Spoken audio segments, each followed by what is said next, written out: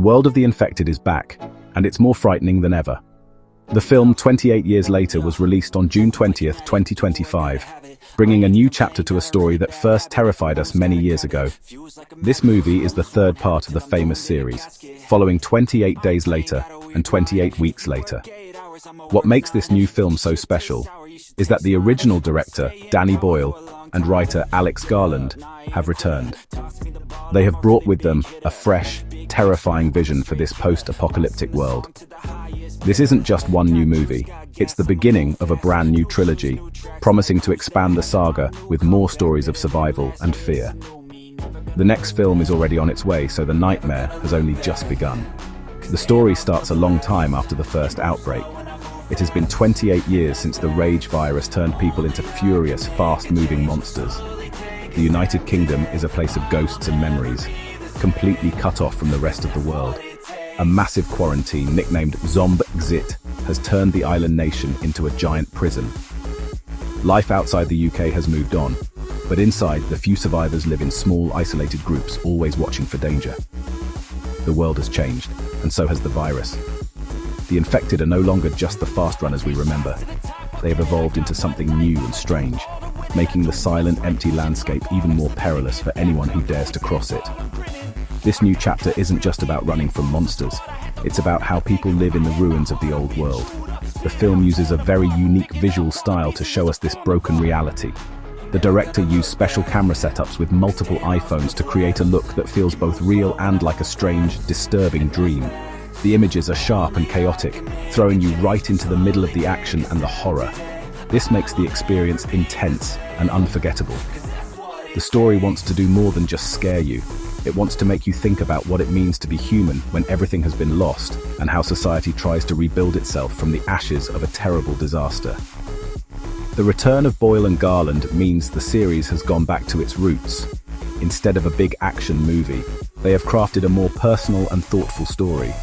The focus is on a small group of people and their struggles, which makes the horror feel much more immediate and real. They even considered a different story at first, one about a Chinese military mission, but decided against it. They chose to tell a smaller, more emotional tale about a family trying to survive. This choice makes 28 years later a powerful and impressive new entry in the series, one that honors the original films while bravely exploring new ground and setting the stage for even more terror to come. Our story focuses on a small family living in a very lonely place. They have made their home on the tidal island of Lindisfarne, a remote piece of land off the coast of northern England. Here, we meet a father named Jamie, his brave 12-year-old son Spike, and Spike's mother Isla. Their life is a constant, quiet struggle. They grow their own food and protect themselves from the dangers that might wash up on their shore. The island gives them safety, but it is also a cage. They are completely cut off from what is left of the world, living with the ghosts of the past and the uncertainty of the future. This isolation is a heavy burden, shaping every part of their daily existence. The family is facing a heartbreaking situation that has nothing to do with the infected. Isla is very sick with cancer, and there is no medicine or modern hospital to help her. Her illness hangs over them like a dark cloud, a quiet and painful enemy that they cannot fight.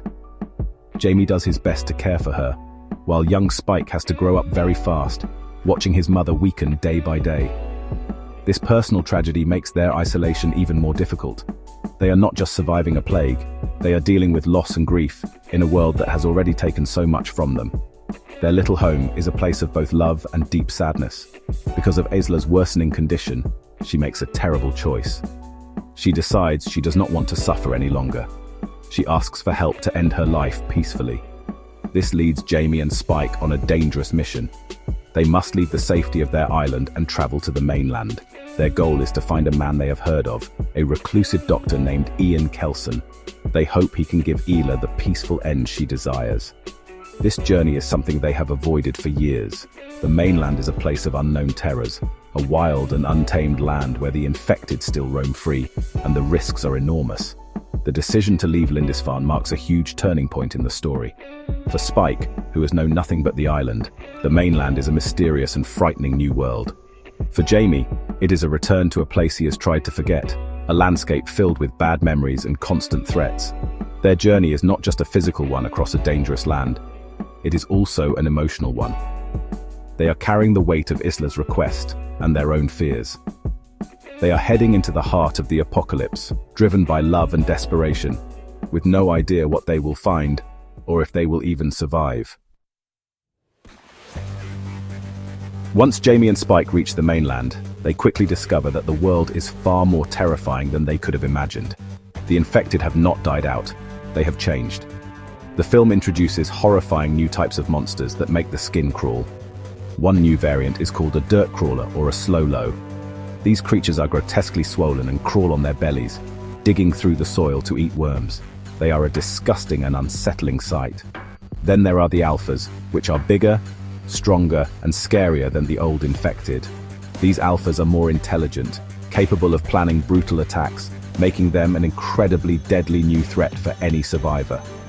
The father and son eventually find the man they are looking for, Dr. Ian Kelson. He is a strange and philosophical man living alone in the wasteland. Dr. Kelson has created a massive, chilling monument made from the bones of the dead, a constant reminder of the millions who were lost. He agrees to help the family, and he travels back to the island with them to fulfill Isla's last wish. This part of the story is very sad, as the family says their final goodbyes.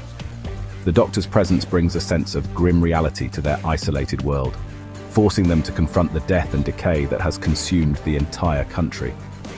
One of the most shocking and important events happens when Spike is on the mainland. He finds a pregnant woman who has been infected with the Rage virus. In a tense and incredible scene, Spike helps her give birth. To everyone's surprise, the baby is born perfectly healthy and not infected at all. Dr. Kelson believes the mother's placenta must have protected the baby from the virus. This discovery is huge. It suggests that there might be a way to find immunity or a cure. It gives a small glimmer of hope in a very dark world, raising big questions about the future of humanity and the nature of the virus itself. After Isla's death, Spike's journey takes another strange turn. He becomes separated from his father and is found by a bizarre group of survivors. This group is a kind of cult, and they all dress up like a controversial real-life British celebrity named Jimmy Savile. They call themselves the Jimmies. Led by a man played by Jack O'Connell, this group rescues Spike from a dangerous situation. Their appearance is jarring and strange, adding another layer of weirdness to this broken world. They represent one of the strange ways society has tried to rebuild itself, forming new tribes with their own odd rules and identities in the ruins of the old one. The main ideas in 28 Years Later are simple but very powerful. The most important theme is isolation. We see this with the family living alone on their island, and also with the entire UK being cut off from the world. This loneliness affects everything the characters do. It makes them strong, but also vulnerable. Another key theme is survival. The movie asks what people are willing to do to stay alive. It's not just about fighting monsters, but also about dealing with sickness, loss, and difficult moral choices. It shows that the struggle for survival can change people, forcing them to adapt in strange and sometimes frightening ways.